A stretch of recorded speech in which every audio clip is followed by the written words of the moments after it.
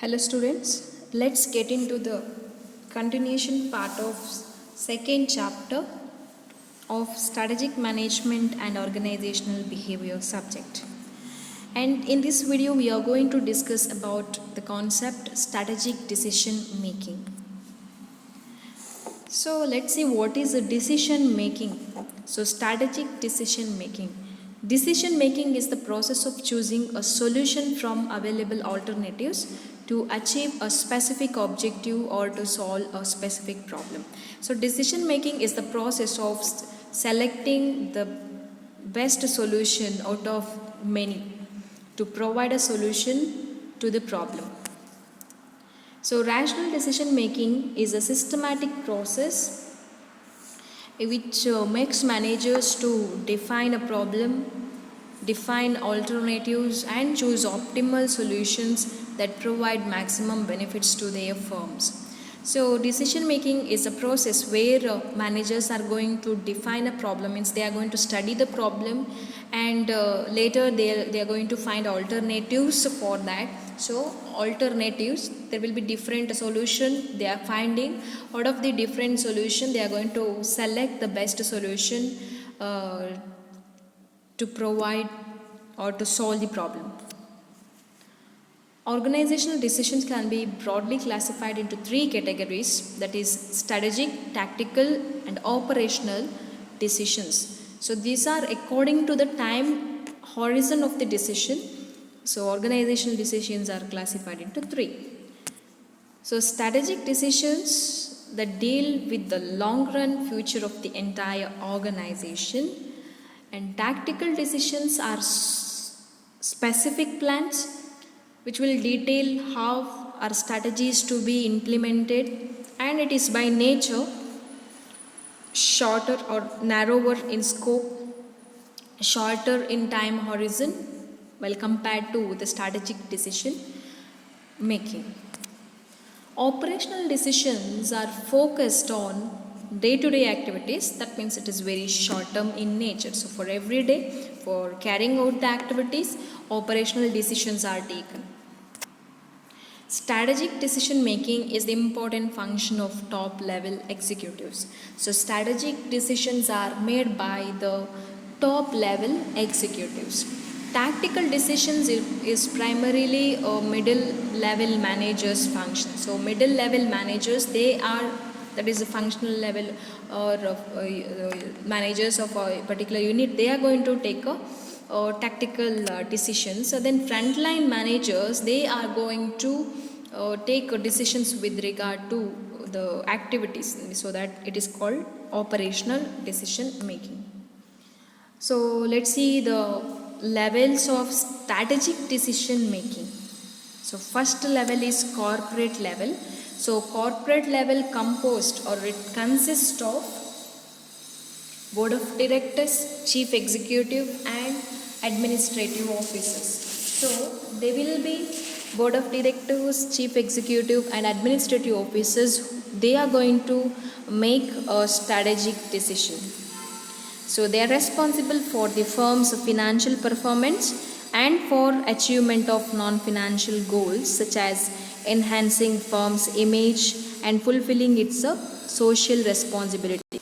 So these board of directors, chief executive and administrative officers, they are responsible for looking after the financial performance and non-financial performance, like improving the company's image and meeting its social responsibilities. Corporate level executives determine the businesses in which the firm should be involved. So they determine the company's business, which kind of activity company need to carry on. So that is decided by the corporate level executives. They also set the objectives and formulate strategies that span the activities and functional areas of these businesses. So they also set the objectives and formulate strategies for various activities and for different areas of the business. So then the second type is business level. So business level, it is in the middle of decision making.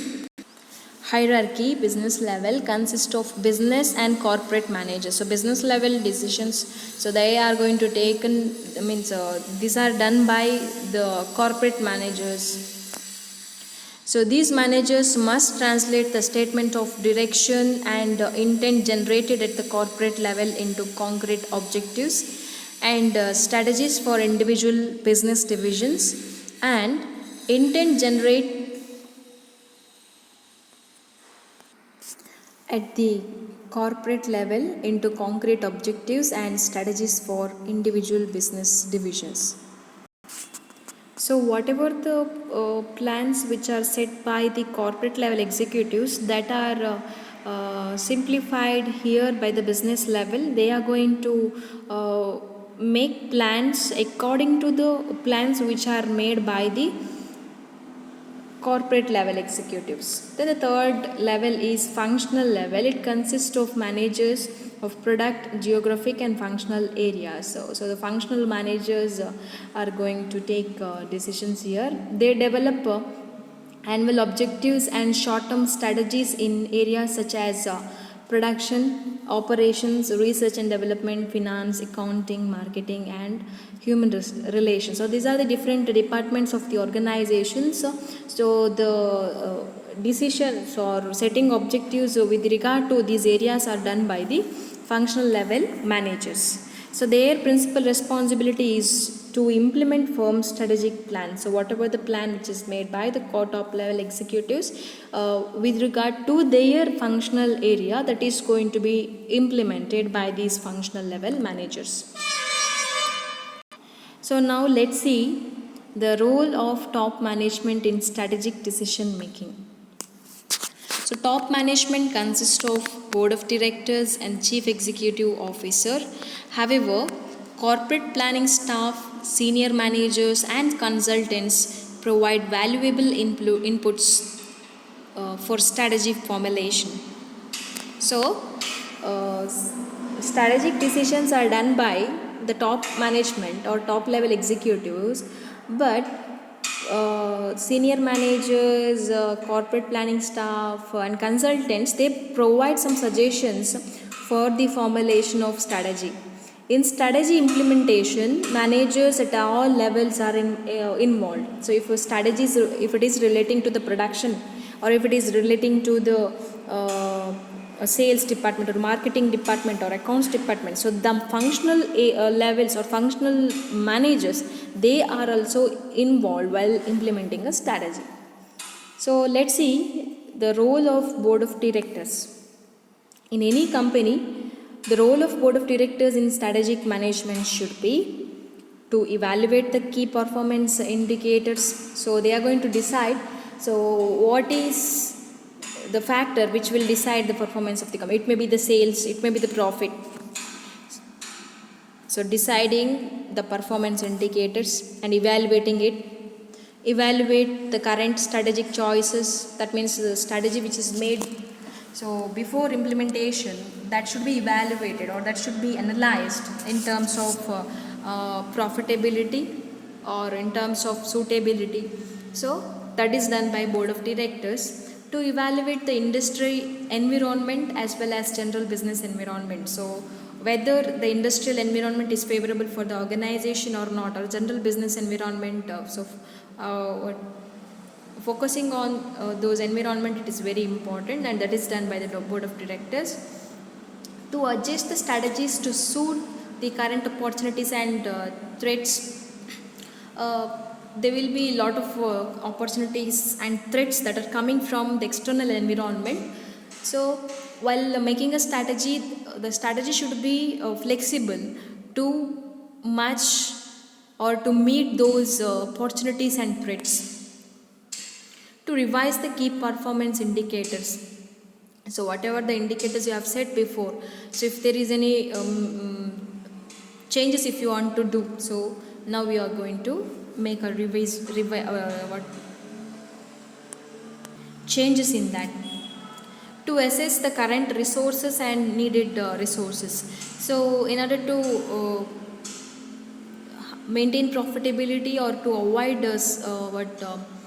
shortage the organization need to look into the resources, and if it is not in enough quantity, then they need to go for searching. So they need to look that what are the resources available in the organization and what are the resources that is to be arranged from outside to set direction part of the organization. So to which direction the organization has to move. So all these activities are planned, all this planning is done by the organization for what purpose. So it may be for setting organization as a market leader.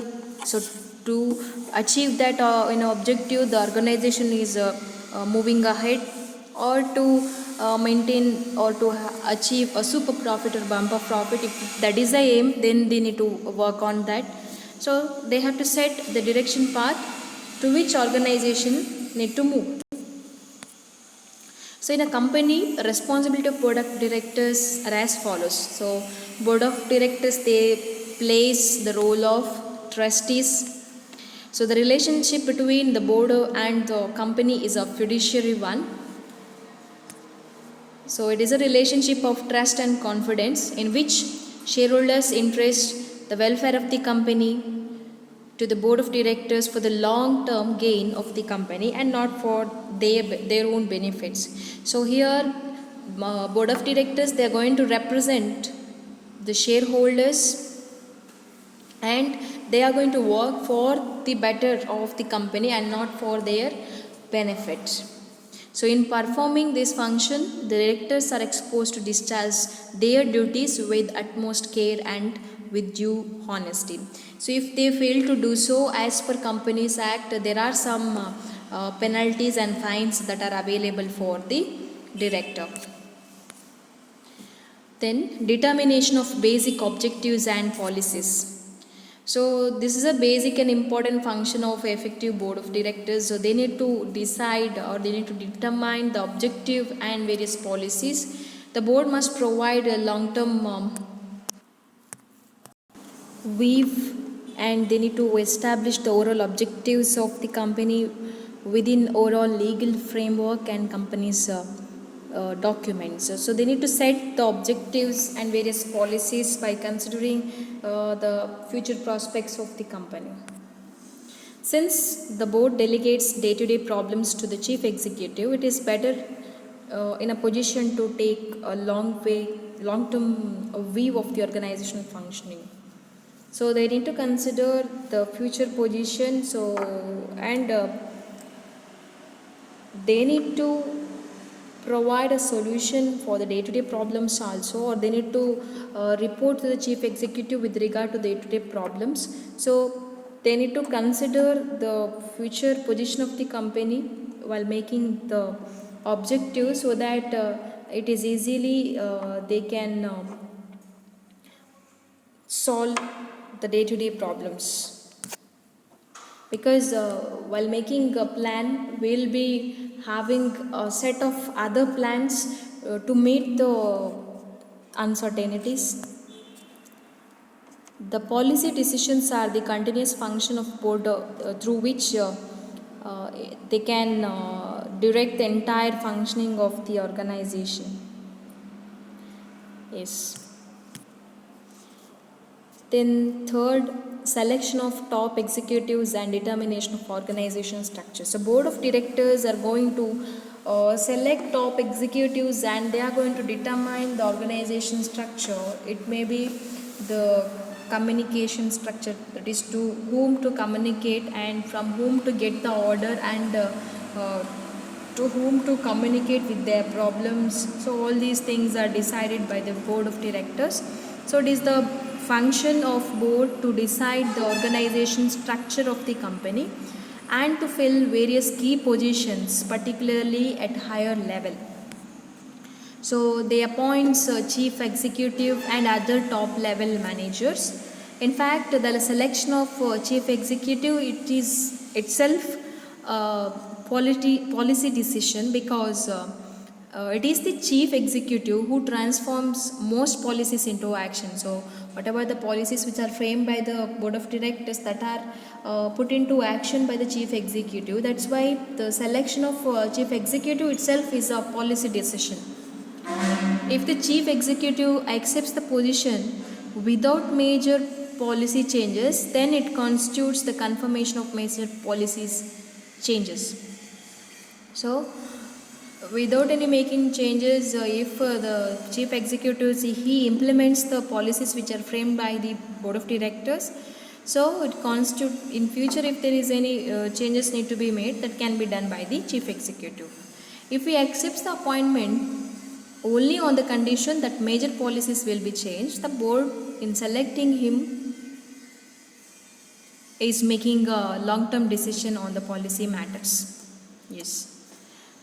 So while appointment only, if chief executive puts a condition that he will make changes with regard to the policies, that means major policies, then selection of him is a long-term decision on policy matters. Then approval of financial matters. The board approves financial matters, particularly the approval of budgets and distribution of corporate earnings. So the board is going to decide the financial matters like deciding the budget of the company and the distribution of profits of the company that are done by the board of directors. Deciding the rate of dividend distributed to the equity shareholders. So all those things are done by the board of directors. Approval of corporate budget is an important function through which the board maintains control over the management of the company.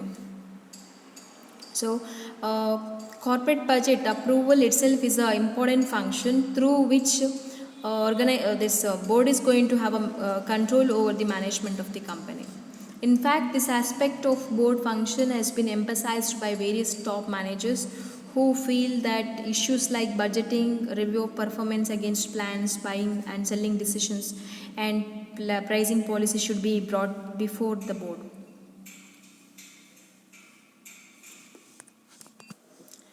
Actually, top managers, they are going to decide in these areas. So after their decisions, they are going to submit their report to the board of directors, and they are going to finally approve it. Checks and control. Since the board is ultimately responsible for the successful affairs of the company, it is interested in maintaining adequate checks and controls over the functioning of the company through the chief executives. So they are going to verify the various activities, whether it is going as per plan or is there any variation in actual working and the planned working. So if there is any variations, they are going to take necessary action against the people who are responsible for that. If it is going as per plan, then they may give rewards for doing well. So board is responsible for the success of the company, so they need to monitor the activities of the company. Sometimes board members may assume full responsibility by becoming executive directors. Even if the board members are not on full-time basis, they can maintain control on the company by reviewing the performance and by taking suitable action to overcome the defects if there are any. If there is any defects, suitable actions they are going to take, even if these directors are not there for permanent in that organization. Then sixth role of a director is their legal responsibilities. There are certain legal responsibilities of board of directors as provided in the Companies Act. So Companies Act provides certain responsibility for the board of directors, that is responsibility of the directors towards outsiders, towards the company, and criminal liabilities, so that are defined in a Companies Act. So if the directors fail to comply these liabilities, and if they fail to do these responsibilities, then they are liable for penalty. Sometimes they may liable for imprisonment also. Thank you. This strategic decision making role of top management in strategic decision making is not completed here. In the next video, we are going to complete this role of top management in strategic decision making. Thank you.